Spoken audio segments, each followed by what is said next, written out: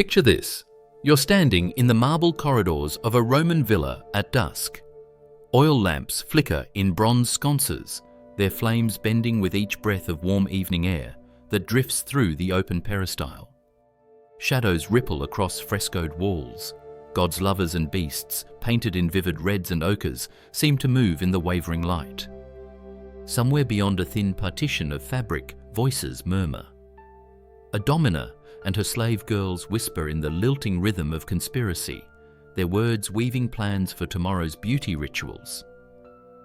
The scents of rose oil and burning incense mix with another faint aroma, something sharp, metallic and unsettling, like a warning the air itself is giving you. From the private chambers emerges a senator's wife gliding in soft leather sandals. Her skin is powdered with white lead, a ghostly pallor meant to proclaim leisure and refinement. Her lips glisten with crimson, the hue drawn from mercury-based pigments that will, over the years, seep poison into her body. She steps forward with the grace of someone born to be observed, each movement measured, each fold of her stola calculated. Yet her elegance carries an invisible burden, traditions and obligations, so far removed from our own that they seem as strange as the dreams fever grants. Here, in the heart of her home, intimacy is not an unguarded moment between two people. It is a performance embedded in a society's deepest laws and hierarchies. What we might call privacy today existed, but it was bounded by rules as intricate as the mosaics beneath her feet. And what we think of as love, that too wore the armor of duty and politics. In this world, the personal was never separate from the political. A wife's conduct could raise or ruin her husband's standing. A husband's choices could bind or shatter the fortunes of entire families. Gender roles were not merely customs, but woven into Roman religion and civic identity, backed by the full weight of law. These rules governed not just marriage, but every kind of intimacy, who could touch whom in what ways and under what circumstances. The past speaks most clearly when it is interrupted. In 79 AD, Mount Vesuvius erupted and smothered Pompeii in a shroud of volcanic ash. In hours, the living city became a frozen tableau. Beneath meters of pumice and ash, the trappings of daily life, frescoed bedrooms, cooking pots, market stalls remained suspended in time. But alongside the public spaces, archaeologists found the most private corners, bedrooms adorned with erotic frescoes, bathhouses with their coded hierarchies, courtyards where pleasure, pain, and power intertwined in ways that even Romans sometimes found best left unspoken. These discoveries did more than reveal the shapes of their rooms, they uncovered the shapes of their desires. Inscriptions on walls, tokens of affection buried in the rubble, the arrangement of furniture, and the wear on thresholds, they all told stories. Stories of a society where intimacy was not merely about affection, nor only about passion, but about reinforcing a vast system of rank honor and influence. To walk these marble corridors with open eyes is to confront a civilization that gave the world aqueducts, laws, and poetry, and also codified the politics of the bedchamber. A society that could craft a love poem as delicate as spring blossoms while arranging a marriage as coldly as a treaty. A society whose most private acts were public currency traded as skillfully as coin in the forum. We are about to step fully into that world, a place where the definition of virtue could hinge on a woman's posture at a banquet, where the wrong lover could be a death sentence, and where beauty was pursued at the cost of one's life. Here in the quiet between the flicker of the lamps and the whisper of the silk curtains, the history of Roman intimacy waits for us, its shadows as revealing as its light. In Rome, the word pudicitia was on everyone's lips, yet it was far more slippery than its usual translation of chastity suggests. It was not simply the absence of sexual impropriety. It was an elaborate public performance, a constant balancing act between accessibility and restraint, between desirability and untouchability. A Roman matron's pudicitia was a reflection of her husband's dignitas, his public honor. Her body was a political statement. her behaviour a banner that either strengthened his standing or signalled weakness. A senator's wife was expected to be utterly off-limits to any man but her husband, yet within their marriage she was to be sexually available at his will. This was not framed as personal affection, but as duty, a service to the household gods, to the family line, and to Rome itself. A breach in this carefully drawn boundary could be catastrophic, not only personally, but politically. No one understood this better than Livia Drusilla, the wife of Augustus, Rome's first emperor. History remembers her as the embodiment of Roman feminine virtue, the model to which all noblewomen were compared. But behind the veils and public ceremonies, she was a strategist. Ancient sources whisper of her network of informants, slave women placed in the households of Rome's elite, trained to notice and report the intimate habits of their mistresses and masters. In the imperial court, the soft rustle of linen might carry secrets capable of toppling a senator. Livia knew that in Rome the bedroom could be a battlefield, and a morsel of gossip could be sharper than a legion's sword. Marriage itself among the elite was rarely a union of hearts. It was a pact between families, a merger to consolidate wealth, secure political alliances, and produce legitimate heirs. The young bride and her new husband might barely know each other before their wedding night. Love, if it arrived at all, was a pleasant accident, like a breeze on a hot day, welcome but not expected. Pliny the Younger offers a haunting glimpse into such a night in 97 AD. A girl of just 14, daughter of a prominent family, trembled as her female relatives dressed her in the saffron gown of marriage. Outside the chamber, her husband, 20 years older, waited, entertained by male guests offering crude and tender advice alike. The bride's hair was bound with ribbons, blessed by the household gods, her body sprinkled with sacred water, and the marriage bed draped in deep red fabrics, meant to conceal the stains that would prove her virginity had ended. She could barely comprehend the duties explained to her in hushed tones by her mother and aunts. The household gods looked on, and so did the weight of centuries of tradition. This was not an isolated case. Across the city, in countless villas and apartments, similar knights played out transactions that were as much about inheritance and prestige as about intimacy. The Roman marriage contract, inscribed in careful legal Latin, did not describe romance. It laid out obligations, property transfers, and conditions under which the union might be dissolved. The emotional landscape of marriage was left unwritten, yet ever-present fear, duty, resignation, and sometimes rarely affection. In this world, the idea of personal choice in marriage was alien to most women, and the possibility of love as the foundation of a union was a luxury enjoyed only by the lucky few. For everyone else, pudicitia was both armour and chain, a role they performed daily under the watchful eyes of family neighbours and the ever-judging city of Rome. In Rome, desire was never simply a matter of attraction. It was an exercise in navigating an invisible map of legal status, class, and social expectation. The boundaries were not drawn by love or lust, but by Rome's intricate hierarchy. A Roman citizen man could take sexual liberties with slaves, prostitutes, or foreigners without scandal. But crossing into the realm of another citizen's wife or daughter was a dangerous gamble, one that could trigger ruin or death. The most infamous cautionary tale was that of Gaius Silius and Valeria Messalina, the wife of Emperor Claudius. Messalina's beauty and ambition were the stuff of legend, but her choice to marry Silius while the emperor was away was an act that shook Rome to its foundations. Whether the marriage was legally valid hardly mattered. The gesture itself was a symbolic coup, a public challenge to the emperor's authority. When Claudius returned, the sentence was swift. Both were executed. Their crime, officially labelled adultery, was in truth political treason enacted through the language of the bedchamber. Beneath this high-stakes theatre lay the more routine exploitation of Rome's vast enslaved population. Slaves were legal property extensions of their owner's body. In the eyes of Roman law, a slave's consent was irrelevant. Sexual use was simply another form of labour.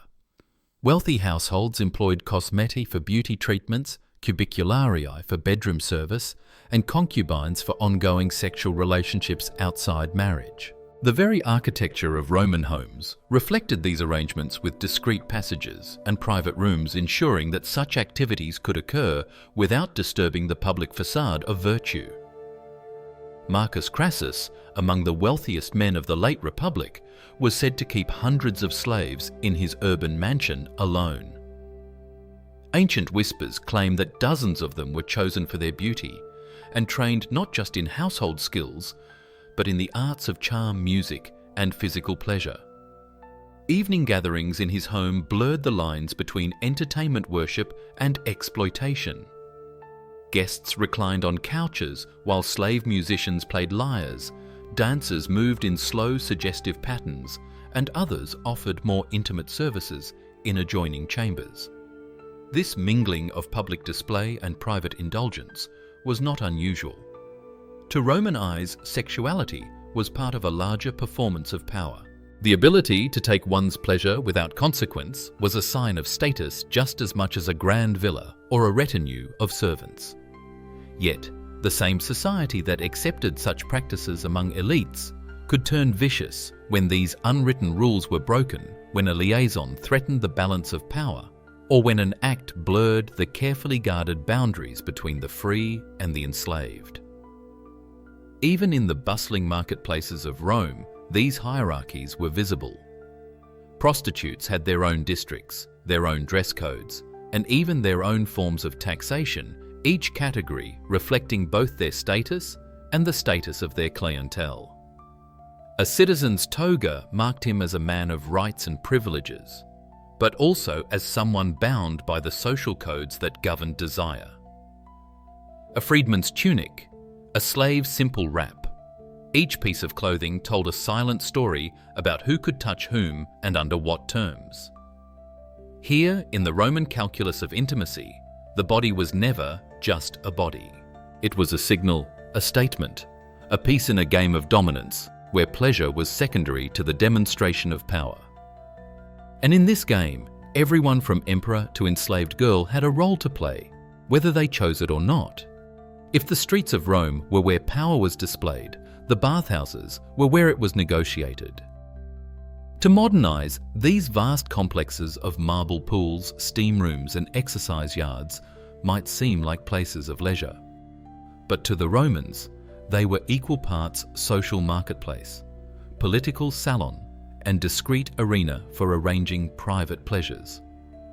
Most bathhouses separated men and women, either by hours or entirely. Yet the spaces adjacent to the bathing rooms, the exercise courts, massage halls, and shaded gardens allowed for mingling.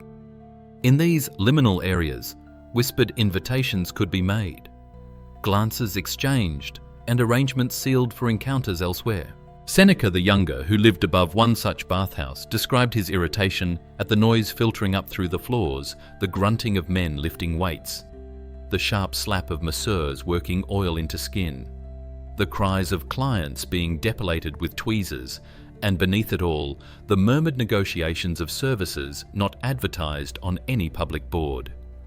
This obsession with appearance extended well beyond the bathhouse.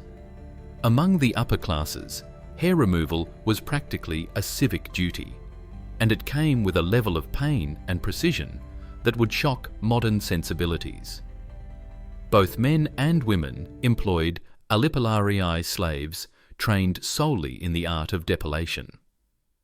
Methods were brutal heated bronze tweezers, plucking each hair from the root sticky waxes made from pine resin tearing at the skin, pumice stones scraped across tender flesh. Martial the poet once wrote of watching a senator's wife endure an hours-long depilation. She lay perfectly still as the alipilarius worked methodically over her arms, legs, and intimate areas, removing every trace of hair. Her face was a mask of stoic dignity, but silent tears slid down her cheeks. To flinch or cry out would have been to betray weakness unacceptable for a matron of her rank. When it was done, her skin was red and raw but flawlessly smooth. She had paid for beauty not only in coin, but in blood. And then there were the cosmetics. To be pale was to be wealthy proof that one's skin was unmarked by the sun of labour. But the white face paint was made from lead carbonate, a poison that seeped slowly into the bloodstream. Lips and cheeks were coloured with cinnabar, a mercury compound as deadly as it was alluring. Eyes were rimmed with coal laced with antimony and other toxins. Ovid in his Ars Amatoria offered recipes for these cosmetics that read like instructions for self-destruction. Mix white lead with vinegar into a smooth paste. Apply thickly to the face and neck. Crush cinnabar with rose oil for the lips. Blend antimony with honey for the eyes. Each application was a quiet gamble with death. Yet Roman women persisted in these rituals. To appear in public without the correct look was to risk whispers about one's status, one's wealth, even one's virtue. Beauty in Rome was not merely personal. It was a declaration of one's place in the social order. And like all such declarations in this city, it came at a cost measured in endurance pain and the slow toll of poison. In the Roman world, perfection was never effortless. It was forged in the steam of the bathhouse, the sting of the tweezers, and the deadly shimmer of powdered lead, a performance of elegance sustained by suffering that was as much a political act as it was a personal one. In a city where family lineage was the lifeblood of politics and property controlling conception was a matter of survival, sometimes literally. Roman women, especially those bound to marriages made for alliances rather than affection, often sought to limit or prevent pregnancies that could trap them in cycles of childbirth and risk. But their methods were a treacherous gamble drawn from a pharmacopoeia where the line between medicine and poison was razor thin. The most coveted contraceptive in the ancient world was silphium, a fragrant plant that grew only along a narrow strip of the Libyan coast. So prized was it for its ability to prevent pregnancy that it appeared on local coinage and was worth its weight in silver. By the 1st century AD, relentless harvesting had driven it to extinction. Ancient writers lamented its disappearance as both an economic and medical catastrophe. Other methods were far less romantic. Soranus of Ephesus, a Greek physician practicing in Rome, documented a range of practices in his gynecology. Some women inserted plugs of wool soaked in honey cedar resin or vinegar before intercourse, hoping the acidity or stickiness would block conception. Others consumed mixtures of copper sulfate ground iron rust, or even powdered beetles, each as likely to cause organ damage as to prevent pregnancy. There were those who relied on violent exercise, scalding baths, or deliberate falls, rituals that speak less of science and more of desperation. When prevention failed, the choice of ending a pregnancy was fraught with even greater peril. Roman law generally permitted abortion, viewing the fetus as part of the mother's body, rather than an independent life. But legality did not mean safety. Abortifacients included plants like pennyroyal rue and savin, potent enough to cause uterine contractions, but also capable of inducing fatal seizures or organ failure. Pliny the Elder recorded a particularly harrowing case in his Natural History. A wealthy woman, determined to end an unwanted pregnancy, began with days of herbal brews prescribed by a physician. When these failed, she consented to a mechanical procedure. A Greek doctor inserted bronze instruments into her womb. While her female relatives held her still, her teeth clamped on a leather strap to stifle her screams. The abortion was successful, but infection set in within days. She died in agony, her family telling neighbours it was a fever, unwilling to admit the truth. The stakes were high not only for women, but for their families. In elite households, every birth was a political event. A son could strengthen alliances. A daughter could be married off to secure them. An ill-timed pregnancy, an illegitimate child, or repeated miscarriages could unravel years of careful planning. For enslaved women, the stakes were different but no less cruel. Their children were legally the property of their master, their reproductive lives, a resource to be managed for profit. In every class, the pursuit of control over fertility was a private rebellion against the machinery of Roman society. It was a rebellion waged in whispers in secret consultations with midwives, in the quiet swallowing of bitter draughts. And it was a rebellion that too often ended in silence, the price of failure, exacted in health freedom or life itself. In Rome, love was never free from the weight of hierarchy. The bedchamber, like the Senate floor, was a place where dominance mattered more than sentiment. A relationship could be tender, even passionate, but always governed by the unspoken rule someone must hold power and someone must yield. This was as true for same-sex relationships as for those between men and women. Roman society did not condemn male-male intimacy outright. In fact, it could be celebrated provided it followed the correct script.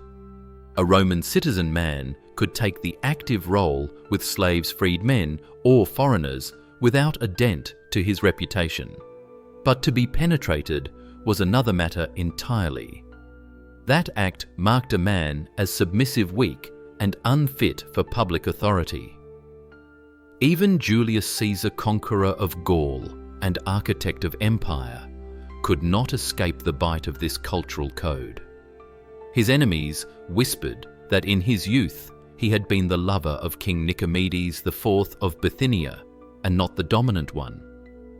They sneered, calling him Regina Bithyniae, the Queen of Bithynia. Whether true or not, the rumour clung to him for decades, proof that in Rome, the shadow of perceived submission could outlast entire political careers. A century later, the Emperor Hadrian's love for the beautiful youth Antinous scandalized the capital for a different reason. No one doubted Hadrian's authority, but his grief when Antinous drowned in the Nile in 130 AD seemed excessive to Roman sensibilities. He deified the boy, founded a city in his name, and commissioned statues across the empire.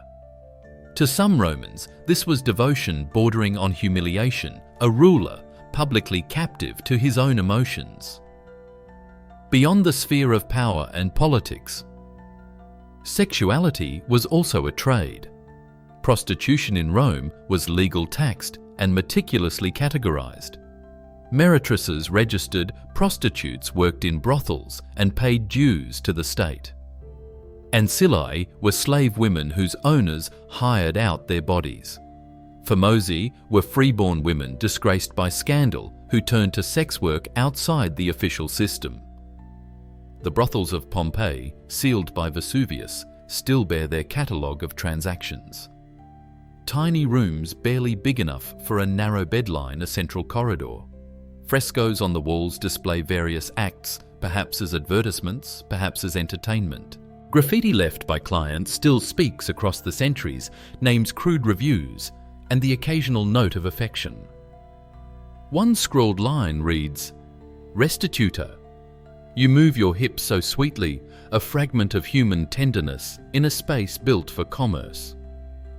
In Rome's Subura district, the city's labyrinth of taverns, theatres and brothels, wealthy men would venture at night, cloaked in anonymity. They exchanged their togas for plain tunics, hid their signet rings, and slipped into the crowd. Juvenal paints the picture senators drinking beside dockworkers, priests, gambling in the corner, the lines between rank and ruin blurring under lamplight. By dawn, these same men returned to their villas, their public faces unblemished, their nocturnal selves erased as though they had never existed. Even marriage contracts could codify the bedroom into law. A surviving agreement from 134 AD between two prominent families includes an unflinching clause. The wife shall submit to her husband's sexual demands no fewer than twice weekly, unless prevented by illness, menstruation, or religious observance. She shall not refuse unusual requests unless they cause injury or require additional parties. Refusal without cause will incur a deduction from her dowry. In Rome, love could be tender, mercenary, political, or cruel, but it was never outside the reach of law and status. Desire might flicker in the heart, but in the Roman bedchamber, power always determined who held the flame. If marriage in Rome was a contract, the wedding night was its first public performance. Every gesture was drenched in symbolism meant to secure fertility, harmony, and the approval of the gods. The bride was carried across the threshold, not for romance, but to prevent evil spirits from slipping in through her feet. Her hair was parted, using the iron tip of a spear that had killed a gladiator, a talisman of courage for the pains of childbirth. The marriage bed itself was sanctified. Only matrons who had been married once and had living children could bless it, sprinkling it with sacred water. Young boys' symbols of vitality scattered nuts and fruits to invite fertility into the couple's life. In Catullus's wedding song for Julia and Manlius, the bride sits in silence as older women remove the garments of her childhood, dressing her in the saffron gown of marriage. Her face is painted with red clay ribbons, blessed by the household gods binding her hair. The groom waits in the next room, drinking with his male kin, receiving both bawdy jokes and earnest instructions about the duties he must fulfill before dawn. Marriage, however, was only one setting for Rome's sanctioned eroticism. The state itself oversaw the rhythms of desire, sometimes loosening the reins entirely during certain festivals. None was more notorious than the Floralia, held each April in honor of the goddess Flora. It was a riot of color music and unabashed sexuality. Prostitutes and freedwomen danced naked through the streets, actors performed obscene pantomimes, and the crowd roared its approval. Senators sat beside slaves. Their status temporarily dissolved in the collective frenzy. As poet Martial observed, the very citizens who scolded immodesty in their homes were the first to cheer when the goddess demanded public displays of lust. Even in medicine, Roman ideas linked sexuality with divine and natural order. Physicians believed that for a woman to conceive easily, she must experience pleasure at the moment of conception. Soranus of Ephesus, in his manual for midwives, advised that if a birth was slow, the midwife should ask whether the woman had enjoyed intercourse when the child was conceived. If not, she might require herbal stimulation or manual intervention to open the womb. The belief was so entrenched that women who conceived from duty or from violence were thought more likely to suffer long, dangerous labors. Under Augustus, the state even attempted to legislate passion. His Lex Julia de Maritandis, Ordinibus, penalized men who avoided marriage and rewarded those with large families. Divorced citizens without cause faced fines. Bachelors could be barred from receiving inheritances. But the law backfired. Wealthy Romans found creative loopholes, marrying slave women they freed immediately, or arranging unions with absent foreigners never intended to live as spouses. Augustus had hoped to strengthen Rome's moral backbone. Instead, he inadvertently inspired an underground market of sham marriages and forged documents. These rituals, laws, and festivals reveal a city obsessed with directing desire, not extinguishing it. In the Roman worldview, passion was not an unruly force to be feared, but a resource to be cultivated, channeled, and deployed for the stability of family, city, and empire. Whether in the sanctity of the marriage bed or the chaos of the Floralia Roman intimacy was never entirely private, it was always a matter of public concern. In Rome, the education of desire began early, long before the wedding bed or the first furtive glance in a crowded forum. for boys of the elite lessons came not only from tutors and fathers, but from lived experience often arranged by their elders. The toga virilis ceremony, at around age 16, marked a boy's legal entry into manhood. Publicly, it involved sacrifices to the household gods and a procession to the forum. Privately, it could include a visit to a brothel or a night with an experienced slave arranged to ensure he entered adulthood with both knowledge and proof of his masculine authority.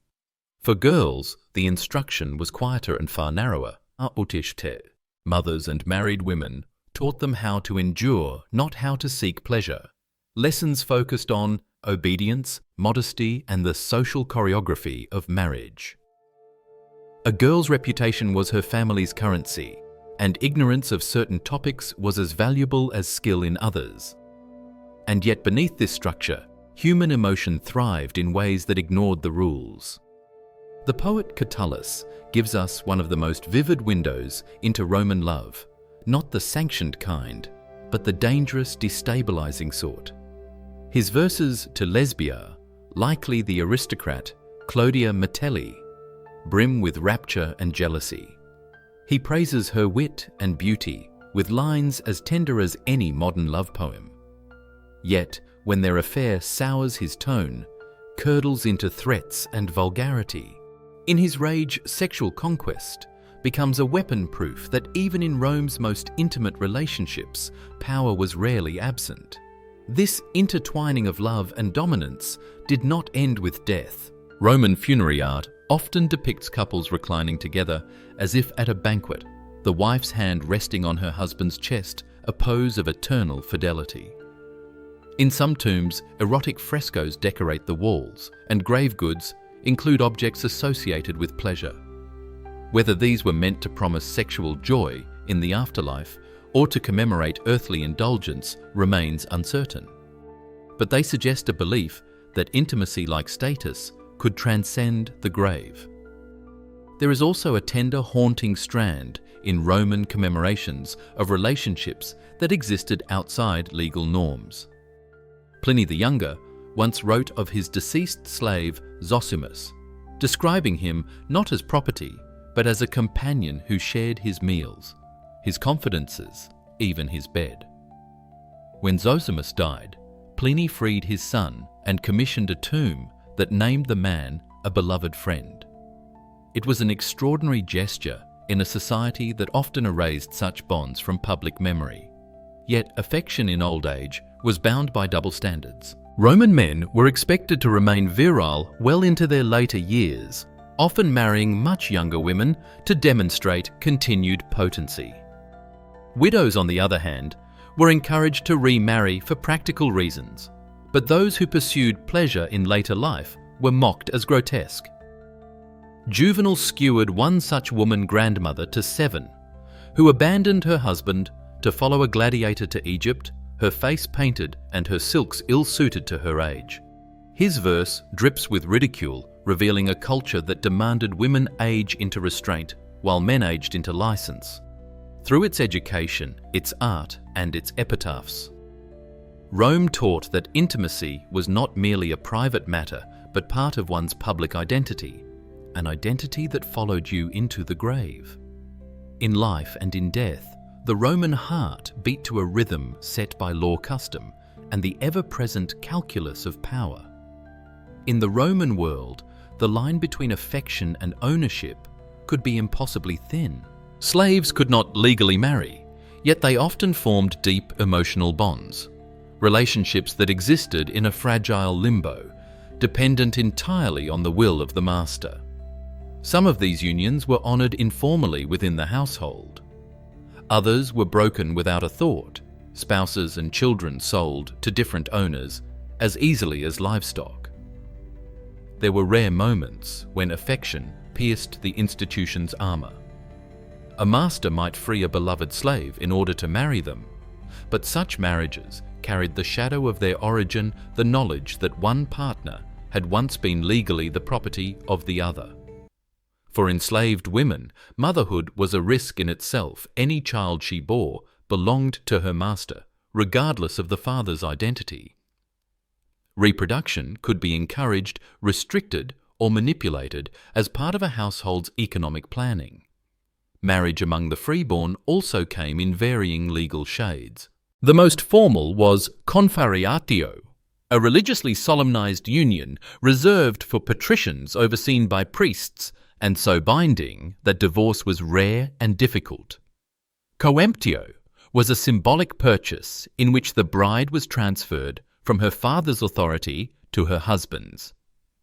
Usus, the simplest form, required no ceremony at all if a woman lived with a man for a full year. Without being absent for 3 consecutive nights, they were considered married under the law. Each form carried different legal consequences for property inheritance and a woman's autonomy. Into this structured system came practices that today sit uneasily between historical fact and moral outrage. Paiderastia, the sexual and mentoring relationships between adult men and adolescent boys, was not only tolerated but in some circles idealized, provided the roles were correctly assigned. The older man was expected to be the active partner, offering guidance and cultural education, alongside physical intimacy. Petronius in his Satyricon describes such a relationship with a mixture of longing, possessiveness, and unease. The boy's beauty tormented me more than satisfied me. I wanted to own not just his body, but his dreams. The line between guardian and captor could vanish entirely. Sacred sexuality also had its place. Certain temples employed priestesses, or in some cases priests, whose ritual duties included sexual acts offered to worshippers as a form of divine mediation. The cult of Cybele, brought from Anatolia, was especially striking. Her most devoted male priests, the Galli, castrated themselves in ecstatic rites, thereafter living as women in service to the goddess. They occupied a liminal space in Roman society, neither male nor female, neither slave nor free, yet protected by the sanctity of their role. And in the shadowy realm of magic, love was a battlefield fought with spells and potions. Archaeologists have uncovered lead curse tablets inscribed with pleas to bind a lover's heart or torment a rival. I bind Gaius Lucius so that he can think of nothing but Claudia, so that he cannot eat, drink, or sleep until he comes to her bed. Love charms mixed herbs, animal parts, and minerals, often skirting the edge of poisoning. The difference between medicine and magic was often one of intent, and both could be deadly. Even within marriage, women walked a narrow path. They were expected to show enough pleasure to prove their fertility, but never so much as to suggest lust or infidelity. A woman who responded too eagerly risked whispers of wantonness. One who remained cold risked her husband's displeasure and potentially legal penalties. In a society that measured virtue in public display, the most private moments were also the most politicized. In Rome, sex, marriage, religion, and law were threads of the same tapestry, each reinforcing the others. Whether in the temple, the home, or the shadowy corners of the marketplace, intimacy was always a matter of status, control, and performance. Rome's armies did more than expand the empire's borders. They reshaped its intimate life. Victory often came with an unspoken entitlement, the sexual use of the conquered. Captive women were distributed among officers and soldiers, sometimes as concubines, sometimes as slaves for the camp. Julius Caesar himself, in his Commentari de Bello Gallico, hints at such practices after the siege of Alesia, where the night after triumph was filled with both celebration and screams. In the Roman mind, this was not a crime, but a customary privilege of conquest, a way to stamp dominance into the most personal spaces of the defeated. The architecture of Roman cities mirrored these values. Public buildings separated men and women not just for modesty, but to reinforce hierarchies. In private homes, access to certain rooms was carefully controlled, outer spaces for clients and guests, inner chambers for family and intimate affairs. The most secluded rooms often bore frescoes and mosaics, celebrating fertility, pleasure, and sometimes acts of violence, reminders that sexuality and power were bound together in the Roman imagination. Even the famed Roman roads carried this current of commerce and intimacy. They connected more than military outposts and markets. They linked networks of prostitution, slave trade, and travelling entertainers. Roadside inns often doubled as brothels, their services as much a part of the traveller's expectation as food and a bed. The state itself profited from the business of desire. Prostitutes paid licensing fees. Brothel owners paid property taxes and fines for adultery, enriched the imperial treasury. Sex was not hidden away in Rome. It was a regulated industry, woven into the economic machinery of the empire. Roman art made no effort to conceal eroticism. Frescoes, mosaics, and sculptures depicted sexual acts with a frankness that would scandalize later centuries.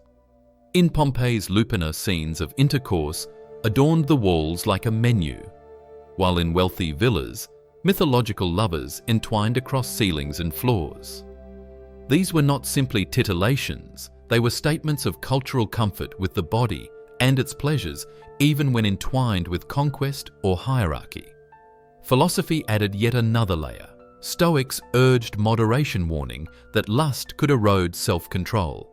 Epicureans embraced pleasure, but cautioned against desires that brought pain. Marcus Aurelius himself likened desire to a river, natural and inevitable, but needing to be channeled lest it flood and destroy. Religion, too, was a sponge for foreign ideas. From Egypt came the cult of Isis, from Greece, the mysteries of Dionysus from the East, the rites of Mithras, each bringing their own blend of sensuality and sacredness. Roman religion absorbed these elements, layering its own traditions with imported rituals that sometimes clashed with old ideals. In the end, the empire's sexual culture was as complex and engineered as its aqueducts. It was built to sustain power, to reward status, to fuel commerce, and to bind conquered peoples into the Roman order. And yet, within its strictures, moments of genuine tenderness still bloomed. An affectionate line in graffiti, a lover's gift buried in a grave, a poem whispered across centuries. Now imagine returning to that marble corridor where we began. The oil lamps still flicker. The senator's wife still glides forward, her poisonous cosmetics gleaming in the dim light. But now you understand those whispers beyond the curtain are more than gossip. They are survival strategy and the politics of the human heart. Pompeii's ash preserved more than bodies. It preserved the truth that intimacy has always been shaped by power, by law, and by the fragile bargains we strike between desire and control. The Romans were not so different from us. We have simply learned new ways to dress the same hungers, to hide the same imbalances. Their voices echo still in stone corridors, in buried graffiti, and in the uneasy recognition that our own age may someday be excavated, our secrets laid bare in turn.